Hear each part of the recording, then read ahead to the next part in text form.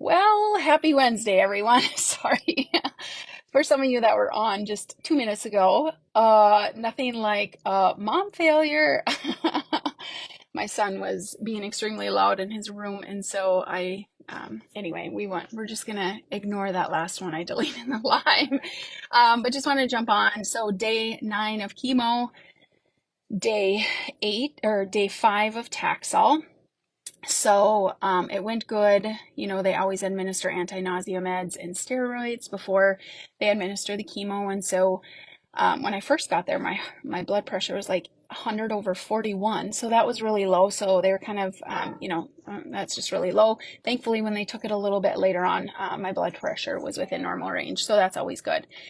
Um, just some things that I kind of wanted to jump on as I've shared with you. I'm going to share the good, the bad, the ugly.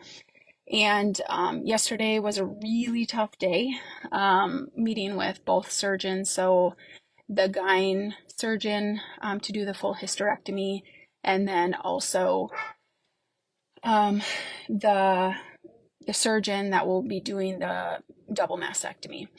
There's a lot that goes on with these. Some have asked me, can I just do them separately?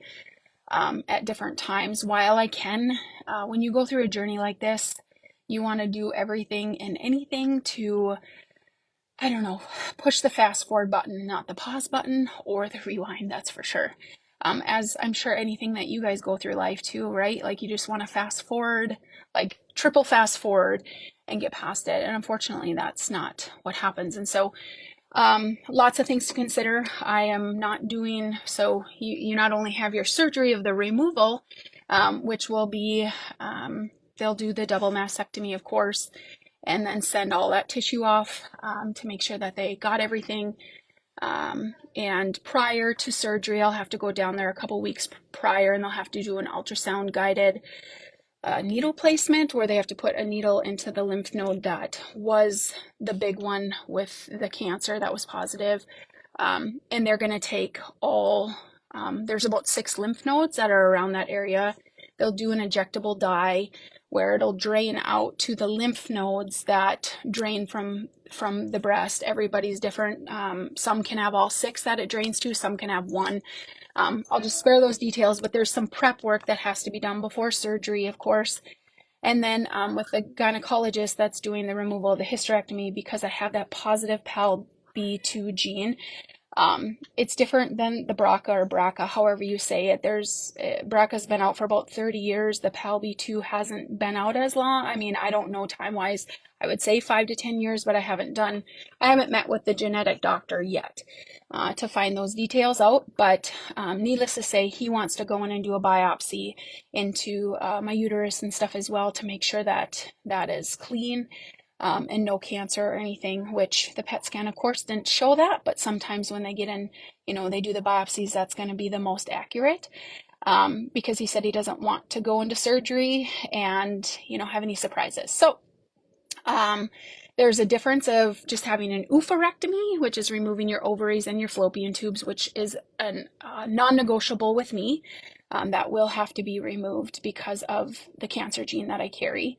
The hysterectomy, removing the uterus, that is not necessarily, but why keep extra stuff in there when I don't need it? Is just not ample opportunity for if I ever get secondary cancer, which one of the surgeons was just talking about that. And, you can't jump those bridge or anticipation or carry fear of, the secondary cancer or anything like that. But it's hard to hear about it, right? Because you're just like, but just a second, like, I just want to get through this one and just never think about this again. But the reality is,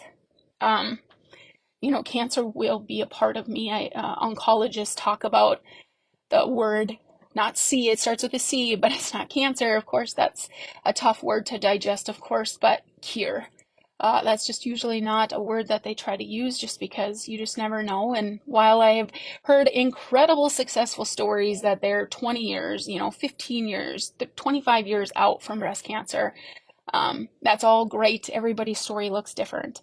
But I just have to focus on today because God tells us that tomorrow has its own troubles already. And so why worry about them when tomorrow's not even here? So, Yeah, it's surgery. We are looking at last week in April.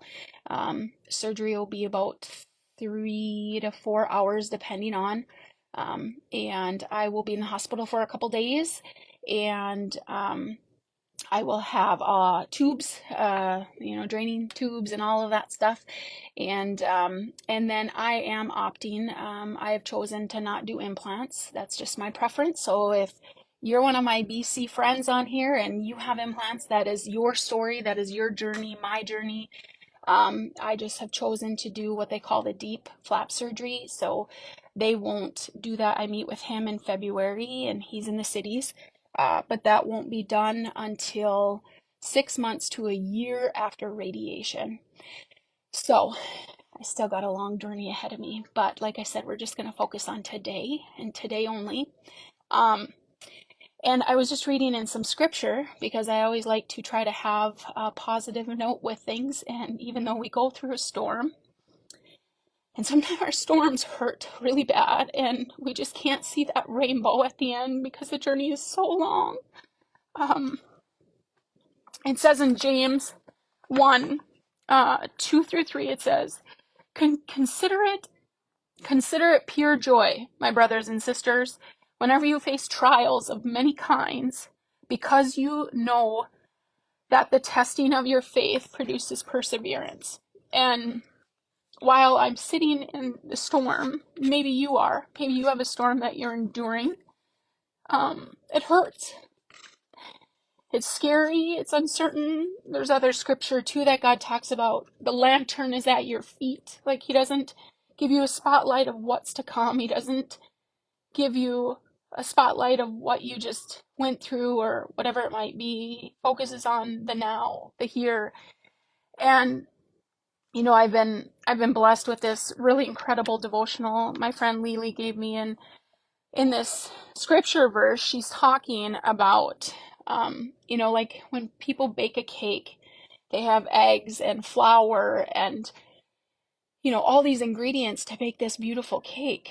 And if they, like going through this journey, if I was like, well, I don't want to go through this, I really don't, but I have to. And while we serve a God that's almighty, and my PET scan was amazing, and the cancer shrinking, I still have to take these next steps and still have to have surgery.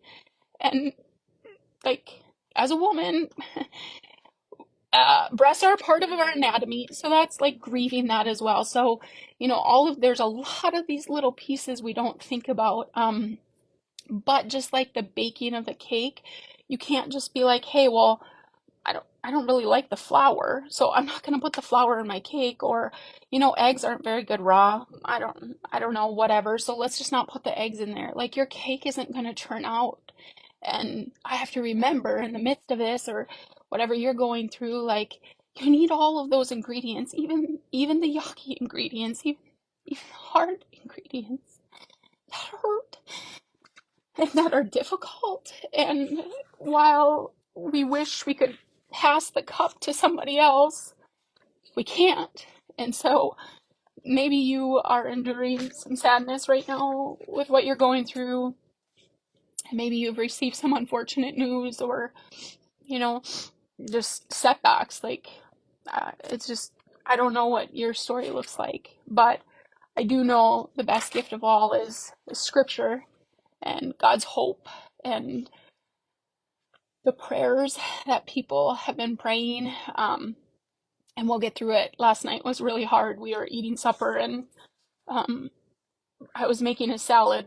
I just wanted to make a salad and supper. And I went to the fridge, and I opened up the fridge, and I was looking in the fridge, and I was like, what? I forgot what I was looking for. And I just started crying. And my middle daughter just came up and just hugged me, and I just cried and cried. But so I just want you guys to know, like, tears are good. Sitting in it and processing your journey is so rewarding. And sometimes when we're in that storm, we can't see the rainbow that comes after the rain.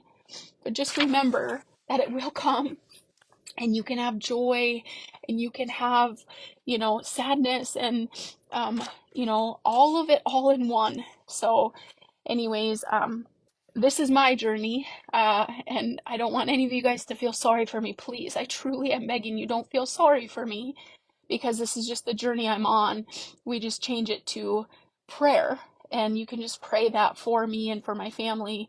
And maybe you know another family that's going through a tough time, and just lift them in prayer. Like that is the greatest gift we can give somebody, is prayer. And so anyways, I love all of you guys. I hope you guys have a wonderful, wonderful day. Thanks for being a part of my vulnerable, extremely vulnerable journey. I love each of you, and I hope you guys have a wonderful day. I'll talk to you soon. Bye bye, everybody.